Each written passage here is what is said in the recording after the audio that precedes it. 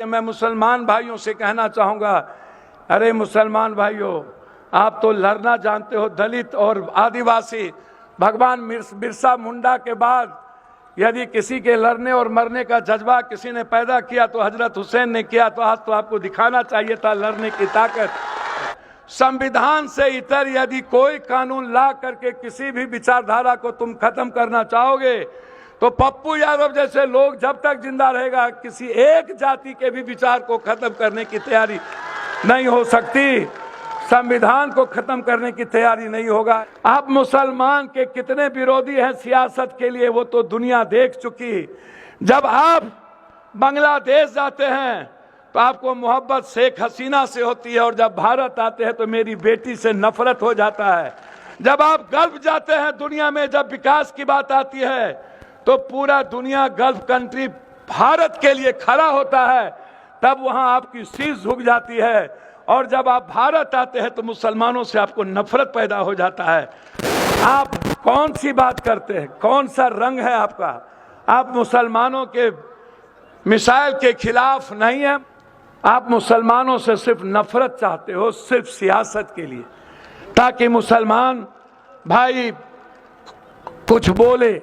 मैं आपसे पूछना चाहता हूं, मुसलमान ने अपने लिए आरक्षण कभी नहीं मांगा, कभी नहीं मांगा। आपने आरक्षण किसका खत्म किया? मुसलमान का या दलित एसटी एससी का? वो मुसलमान नहीं थे, सनातन के लोग थे जो बाबा साहब अंबेडकर से बेइंतहा मोहब्बत करते हैं और बुद्ध के रास्ते चल के सारे धर्मों की इज्जत करना चाहते हैं। आपने इस मुल्क में सबसे पहले हमला किया एसटी एससी पर। मुसलमान का तो आप कुछ नहीं बिगाड़ पाए मोदी जी, लेकिन आपने पप्पू यादव, पप्पू पासवान, पप्पू राम, पप्पू भुइया, पप्पू डोम, पप्पू चमार, पप्पू नुनिया, पप्पू चंदबंसी, पप्पू कहार, पप्पू तुम्हार, पप्पू कुम्हार, पप्पू गंगोत्री, पप्पू निषाद, पप्पू बीन, पप्पू मलाह, पप्पू पासवान, पप्पू मुसहर, पप्पू राम, पप्पू कोयरी, पप्पू कुर्मी की जिंदगी आपने छीन ली। आपने मेरी नौकरी छीन ली, आपने मेरा आरक्षण छीन लिया, आपने मेरी इकोनॉमी छीन ली, आपने मेरा मंडल कमीशन छीन लिया, आपने मेरी जाति जनगणना छीन ली, आपने मेरी किसानी छीन ली, आप हमारी पढ़ाई छीन ली। आज हम लड़ रहे हैं आरक्षण के लिए। अभी हमारे मित्र 69 तमिलनाडु मित्र हमारे कह रहे थे 69। मैं धन्यवाद देना चाहूंगा एसडीपीआई के लोगों को कि आप बेंगलोर और तमिलनाडु में जिस ताकत के साथ पिछड़ों के साथ खड़े होते हैं, आप पर गर्व का विषय है और आप पर गर्व करना चाहिए। आप मुसलमानों की बात कम करते हैं और पिछड़ों की बात ज्यादा करते हैं। मुझे अच्छा लगता है जब स्टालिन 69% आरक्षण दिया, आप उसके खिलाफ सुप्रीम कोर्ट चले गए। वो मुसलमान नहीं था, वो आदिवासी था। जब आप छत्तीसगढ़ में 3200 युवा को गोली से भुजवा दिए, वो मुसलमान नहीं था, वो आदिवासी था। आतंकवादी कह करके आपकी पहली बार सरकार बनी। नवीन पटनायक को हट के जब आपने सरकार बनाया, इतने कम दिनों में आपकी पुलिस ने 1300 पप्पू यादव के बच्चों को गोली मार के खत्म कर दिया। वो मुसलमान नहीं था, वो एसटी एससी और आदिवासी के बच्चे थे। आपने किसको आतंकवादी बनाया? आप किसको चाहते हो उग्रवादी बनाना? कि कोई एक ऐसा शहर बताओ, कोई ऐसा घर बताओ जब आपका कोई 1 रुपया किसी दलित एसटी के घर में गया होगा। आपका हमला हम पर है ताकि मैं इन लोगों के साथ भगवान भगवान करता रहूं, बुद्ध की बात और संविधान की बात ना करूं। गोरी, कुम्हार, कमार, चमार, बैस, चौधरी, कलवार, शाह, नुनिया, जायसवाल, या अपने अधिकार की बात ना करे, या सिर्फ भगवान के अलावे दूसरी बात ना करे। इसीलिए आप कभी एनआरसी, कभी सीए, कभी तलाक, कभी सिविल कोड, कभी वक्फ, संविधान के आर्टिकल में इस देश के मुल्क में सभी धर्मों को स्वतंत्र जीने का अधिकार दिया गया है। आप कैसे हमारे संविधान को छीनोगे? चाहे सिख हो, ईसाई हो, चाहे कोई मठ हो। मैंने बजट में कहा मानवर 3 लाख करोड़ से ज्यादा पैसा बाबाओं के पास होता है। भैया 169 लाख करोड़ रुपया कर्ज है भारत पर, और इन लोगों के पास 10 लाख हजार करोड़ से ऊपर धन रखा हुआ है। हम उसकी बात नहीं करते हैं।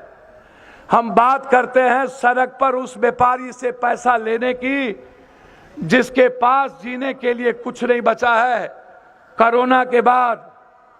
इसीलिए मैं बस इससे ज्यादा आज कुछ नहीं कहूंगा।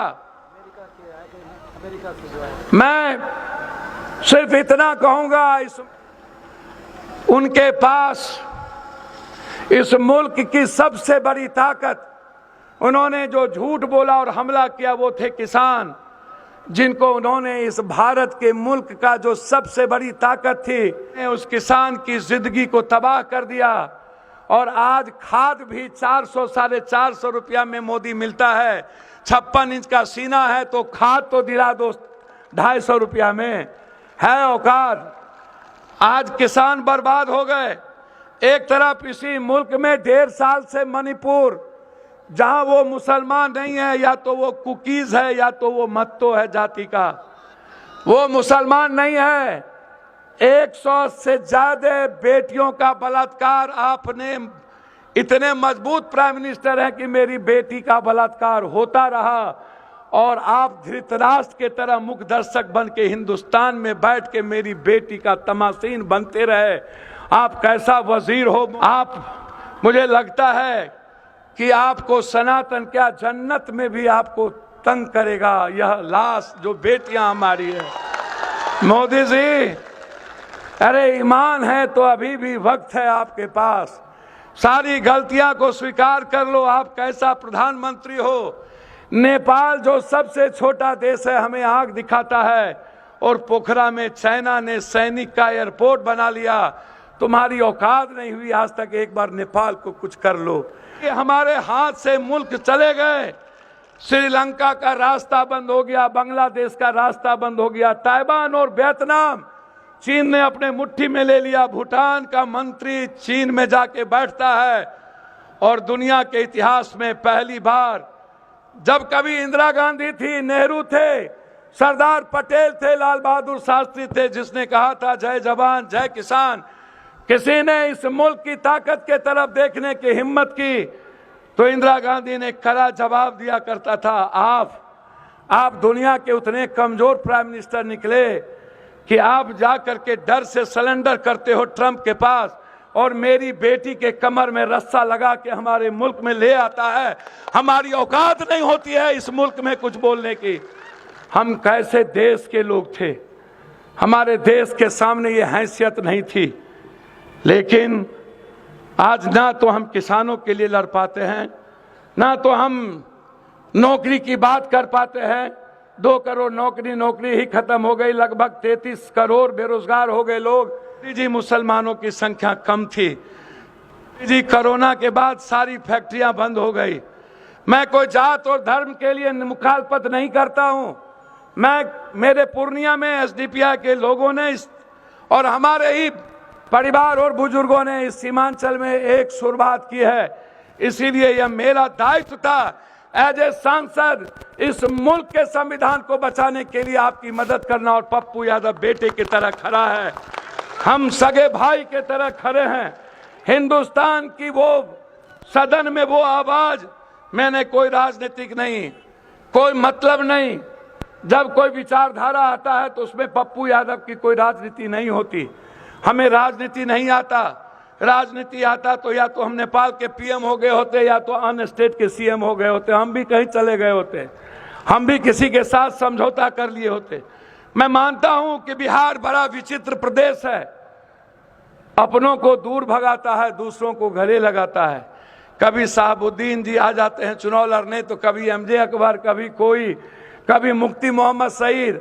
आप दूसरों के घर को अच्छा लगता है, जिया माए मरा मौसी आपको सौतेला तो अच्छा लगता है, लेकिन अपना बेटा जो दुनिया में सबसे ज्यादा आपकी वकालत करता है, यदि दुनिया में ये औकात किसी के पास है नंगे तार को छूने की, वो अकेला पप्पू यादव को है या तो प्रियंका गांधी को है, जो खुल के बोलता है। आप सेकुलर पार्टियां को भी उठा के देखो, जो खुल के मुखालफत कांग्रेस के अलावे कोई नहीं करता, एसडीपीआई के अलावे कोई नहीं करता। आप खुल के उठा के देखो, एक भी सेकुलर पार्टियां कोई नहीं करती है मुखालफत।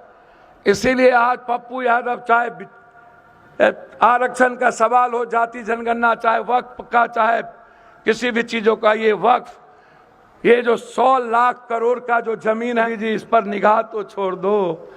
ये तो अल्लाह का है, इसको क्यों मुसलमान मानते हो? ये किसी मुसलमानों का मोदी जी नहीं है, ये तो अल्लाह का वक्फ है, जहां से दुनिया और तालीम बदलने की तैयारी होती है। यहाँ सियासत नहीं होता है इस वक्त में। मोदी कभी कभी धर्म को तो बकस दो, कुंभ को तो नहीं बख्शे, कम से कम वक्फ को तो बचने दो। कुंभ में भी हमारे भगवान को आपने नहीं छोड़ा। 140 साल का कुंभ कह करके, जबकि 12 साल के बाद कुंभ लगता है। कुंभ के पानी को दुनिया का सबसे गंदा पानी बन दिया। आस्था की चीज थी, कुंभ मेरा था, जिंदगी मेरी थी, भगवान मेरा है, इबादत मेरा है। तुमने तो जबरदस्ती भगवान बनने का प्रयास किया, नरक में भी जगह नहीं मिलेगी। इसलिए आप चिंता ना करिए, जिसने कुंभ को नहीं बख्शा उसको कोई नहीं बख्शेगा। अरे पत्रकार बंधु, आप नेता का तो बयान दिखाते हो, लेकिन शंकराचार्य का बयान क्यों नहीं दिखाते हो? शंकराचार्य कहता है कि ये लोग नफरती है, ये लोग मुल्क के सनातन के दुश्मन हैं। शंकराचार्य का भी तो बयान दिखा लो। शंकराचार्य कहते हैं कि ये जो लोग हैं, ये लोग इंसानियत के, सनातन के दुश्मन हैं, ये गरीब के दुश्मन हैं, ये भगवान के दुश्मन है। भगवान मेरा है, सनातन मेरी जिंदगी है। गरीब की जिंदगी में सनातन की विचारधारा है। जब तक गरीब की खुशियां नहीं बदलेंगे, तब तक पप्पू यादव चैन से नहीं बैठेगा, ये याद रखिएगा। 10 मार्च से सदन में जो हवा हाउस चलेगा, एक तरफ यदि आरक्षण होगा, दूसरे तरफ जाति जनगणना, तो तीसरे तरफ वक्त भी होगा। आर पार की युद्ध होगी, लड़ाई होगी। बहुत संख्या में तुम हो सकते हो, लेकिन याद रखना, लड़ने का जज्बा है। संविधान से इतर यदि कोई कानून ला करके किसी भी विचारधारा को तुम खत्म करना चाहोगे, तो पप्पू यादव जैसे लोग जब तक जिंदा रहेगा, किसी एक जाति के भी विचार को खत्म करने की तैयारी नहीं हो सकती। संविधान को खत्म करने की तैयारी नहीं होगा। इन्हीं शब्दों के साथ मुझे लेट हुई, 22 चले गए, डगरवा कई घटना थी। मैं क्षमा मांगते हुए अपने राष्ट्रीय अध्यक्ष और अपने यहाँ के कमेटी के साथियों को मैं धन्यवाद देता हूँ, पूर्णिया के साथियों को धन्यवाद देता हूँ कि दूर आए, दुरुस्त आए।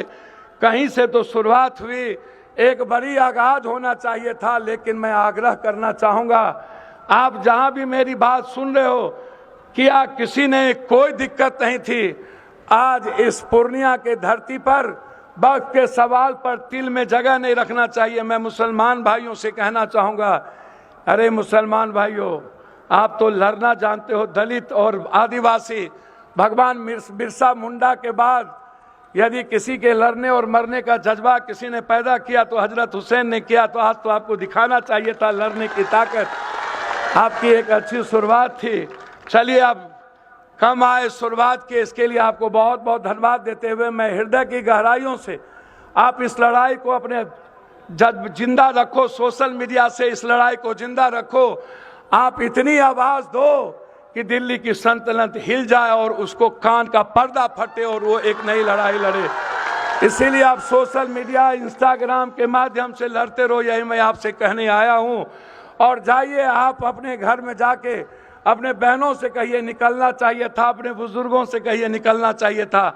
आगे जब रैली हो, बड़ी हो, तो आप अपने कामों को रोक देना और अपने जिंदगी के लिए याद रखना, यदि ये वक्फ की ये जमीन इन लोगों ने यदि अदानी को दे दिया तो कल मस्जिद और मदरसा की जमीन भी अदानी को दे देगा। याद रखना, आपकी सब कुछ बिक जाएगी। आप आज बचपना मत करना, आप में बचपना है, ये मैं आपको कह रहा हूं।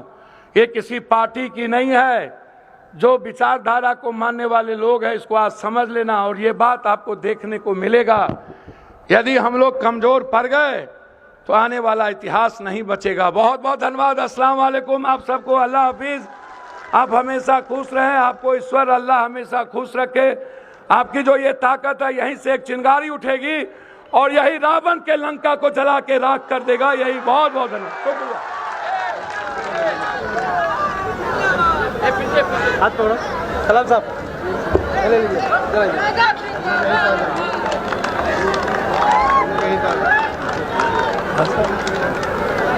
आ जाओ, आ जाओ, यहाँ आ जाओ, आइए।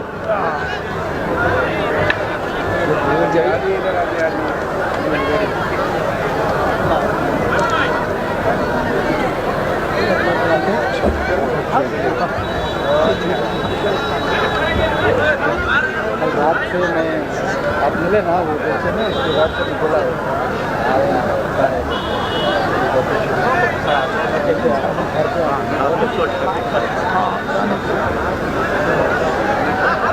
कंप्लीट करो।